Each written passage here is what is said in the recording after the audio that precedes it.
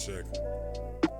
I played the outside, watched as time flawlessly handed out every blessing. I slept for 3 winners in case of no wasted efforts. At best I'm guessing whatever second would do for now. In the crowd feeling like I'm the only one hearing doubts. My Jordan Peele shit just streaming and getting out. Emotionless intentions, magicians making their clout. 6 years deep, just seeing what shit's about. I can see the phony through waters from every eye. We ain't come commercial like them on the other. Hey, how's it going, guys? I'm back again today with the next video in my Games of a Generation series. We kind of got the big dog out of the way with the last video, so there's no wasted anticipation on that, but I'm back and I am excited to talk about this next one. Today, you're going to get my pick for the most underrated game of the year. Here's the deal with this one. When I pick these games, I'm picking from a purely personal standpoint. This one was kind of tough because I had to pick one that might not have necessarily gotten the look I think it should have, or rather was unfairly reviewed at the time of release. So, without any further hesitation, let's get into it. My pick for this category, Mafia 3. Now, you know I get passionate when it comes to these games, and the original verdicts that were, I guess you could say given. It's kind of stupid, but the verdicts were that the game had this brilliant story that's bogged down with repetitiveness, and I get it. Here's where I'm at with it. It didn't bother me like they claimed it bothered them, which I think is bull. Those of you my age and higher, we've been playing these games for years, and I make the argument with my friends all the time that no matter how pretty it looks, the most repetitive game genre in existence is an MMORPG. And that's fine. It's all a part of the grind, so that complaint doesn't bother me because you're either willing to go through it or you're not. That's just how those games work, that's how they get down. This is what separates this game from that bullshit for me. The time and care put into this world completely cradled that claim to the point where I didn't care at all about the actual structure of the game itself. Getting right into it, Mafia 3 is the story of how a war vet named Lincoln Clave was betrayed by the members of the Marcano family and left for dead, basically. Shot his shit up, set the bar on fire, said fuck you, and kinda left. A typical tale of vengeance, but this is what I love about it the most. You're told from the beginning of the game what happens at the end, so this isn't the tale of what happens, this is the tale of how it happens. Lincoln kills every single member of that family. You know this from the start of the game. It's left to you to experience how. The game is told through a mock trial set after the events of the game. The FBI want to know exactly how Lincoln managed to pull it off, and his former and current partner, depending on the time period you're looking at, Donovan, is more than happy to tell the tale. I mean, really proud. If you ever needed a day one, Donovan's your man. With that, you're thrown into the world of 1968 New Orleans, built here as New Bordeaux. And this is where I get to the fun part. New Bordeaux is a visual wonderland. The footage you're seeing I captured on PC, but the detail put into the city, from the cars to the lighting to the music, is almost unreal. I originally played this back on PlayStation 4. Bought it at launch, bought the biggest box that they had of it, and I do not regret it for a second. Everything here is perfectly set for the time period, even down to the dialogue. Now, being this is 1968, is it extremely and aggressively racist? Yes. Is it supposed to be? Yes. Do you feel some type of way while playing through the game? Absolutely, as you should if you have any form of conscience or soul. This is important though because it fuels the pure rage you feel at the events of the game and keeps you motivated throughout to make sure that every last one of them dies. Throughout your time in the city, you'll see it light up at night and just filled with NPCs during the day. I mean, at night, the way the lighting bounces off of the signs and you hear the music playing from the people on the strips, even when you're in the darky depths of the bayous and you see the gators just skimming the surface, it's just...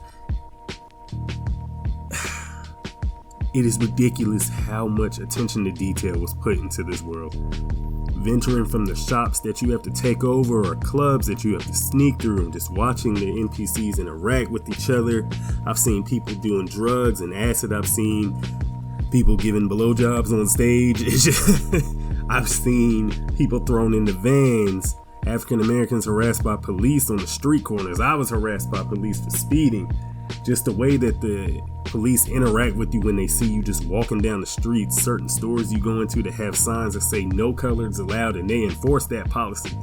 It's just, it was a ridiculous amount of time taking to flesh the world out, and I really appreciate it because it makes you feel like you're an actual part of the moment, like you're really embracing the time period. My biggest gripe with it was probably the fact that you couldn't interact with it enough. I think with the attention to detail given with the previous titles, as far as like stopping for gas when you needed it, or having to watch your speed around police, I guess I was hoping for a step further with the level of immersion, but I mean, nonetheless, what we got is nothing short of amazing. Here's how the game itself plays out. The game's map is split into regions.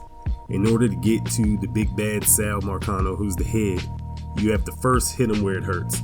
Lincoln's plan here is to make Marcano witness everything he worked so hard to build and destroy before his eyes. So you're basically wrecking everything that he ever touches. You're going to wreck it. He's going to watch every bit of it burn. This includes all his businesses, the cash dumps, the family members, the deals in motion, all of it. Once you do enough damage to a region, the big boss of that region comes out and you take him out. The motions up until this point is where the repetitiveness comes in, but again, it's just basic game structure. You go here, kill everyone, grab the cash, proceed. Where the gameplay shines is when the big boss themselves comes out. These are these elaborate missions set in key environments that really showcase what Lincoln is all about. I mean, in one mission you take over a riverboat cruise and you blow it all to shit, only to chase down the one person that you wanted on that boat in a final confrontation through a deep, murky swamp, showcasing Lincoln's militaristic mindset. I mean, you really stalk this guy out, and you do not stop. In another moment, you're approaching a KKK rally from behind, clearly outnumbered, but in no way outgunned, and I mean, I don't think I've ever seen so much racism and hatred in one spot, but they really nailed it. These missions are where the game shines through. You can't find a better open world crime game to hold a candle to these moments in the game themselves, but you won't find writing in an open world crime game close to the writing period in this one. It really brings the entire experience to life. This is what sets this whole game apart from the rest for me. Lincoln Clay's voice actor gave a stand-up, flawless performance for this game. I mean, his passion through his lines make his burning revenge so believable that I almost look back on it as if it was a real life event. But this is what's wild about it. Everyone gives this level of performance in game. The Marcano family are so fluid with the underhanded remarks that they give, and the blatant racisms to the facial captures when they wink at each other and you see the signs that something is about to go wrong. It's to the point where I hate them like they're actual living people. Interactions between Lincoln and Donovan, or Lincoln and the father from the church, fill in the background that brings an emotional experience out that I sometimes wish was a part of the Grand Theft Auto series more. You like the characters in Grand Theft Auto, but you don't necessarily resonate with them. You just kind of enjoy their story as it's told. But do you care to find out more? No. But that's not the case that I experience here. During your ride to the end, you see the workings of how one man left alive could be the downfall of an entire army, and I loved it through and through. I felt that the characters were all given life in a way that you don't see too often in these types of games. You meet some, I guess we'll say, associates along the way that add to your mentality. One of the cooler mechanics with the game was that after each territory was taken over, you gain the opportunity to give the land to one of the three associates. If you give too much to one, it'll leave you in bad standings with the other. you push too hard in that direction and you'll have a rebellion from that associate. As you'll see in the footage, Lincoln only handles rebellion one way, so you can kind of see how that will play out. I've said a lot here and perhaps kind of got too reviewy, but ultimately here's why I picked this game for the most underrated for me. I feel as if people lean too far into review sites, and I know how dumb this sounds coming from me, but this oftentimes creates a hive mind state where people blindly follow the review instead of experiencing the game itself. Don't get me wrong, I've had my fair share of gripes with this game when it comes to a technical sense, but it worked on a level I never imagined a game in this genre could reach. This was only because I took the time to play the game for myself. There's a lot more story I didn't get to really touch on just because I kinda can't without spoiling the DLC or ruining some really cool moments within the game, but I really feel like it was one of the lesser viewed titles of the generation, and at its current price point, it's like, shit man, it's like $10 I think. They gave it away for free on PlayStation. I know it's on sale for the Steam sale currently. It's really good. It's something that I think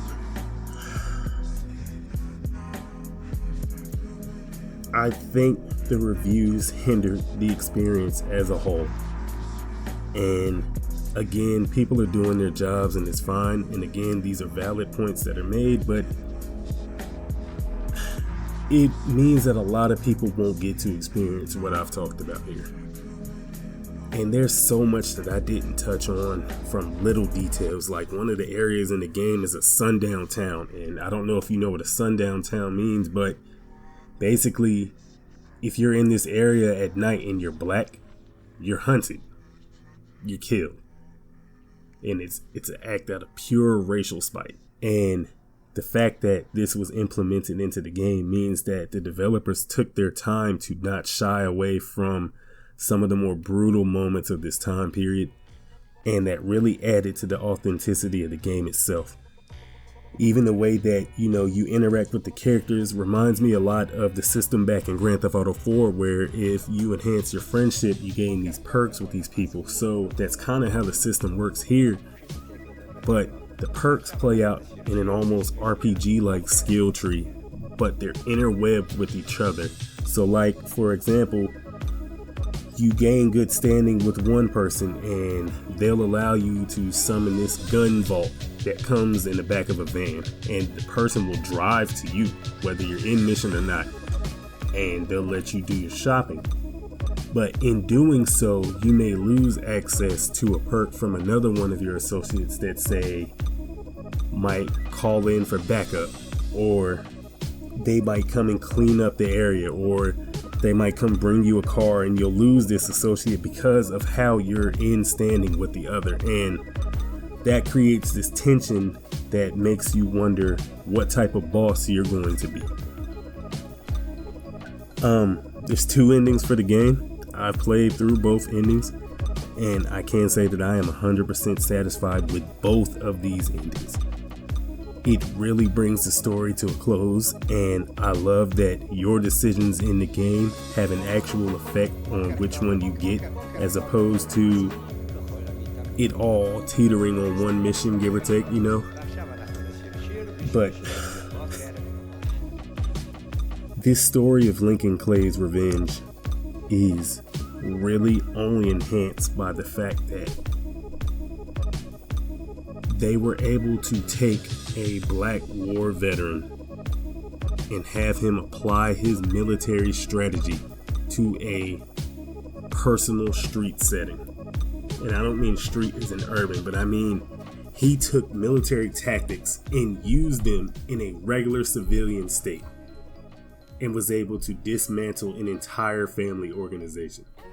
And it's very satisfying given how the game starts out, which you'll see a little bit, I'm sure, in this video of the robbery with GIORGI, Sal's son, and Lincoln Clay that leads to this tale of revenge. And it's a fucking awesome experience, man. I can't praise it enough. So, those are my thoughts for the most underrated game of this generation. Again, Mafia 3. Thank you to the developers. hopefully you guys check it out if you haven't already. And if you have any questions, as usual, feel free to let me know in the comments below. But until then, see you next time, guys. A long time ago. Think the boss was one.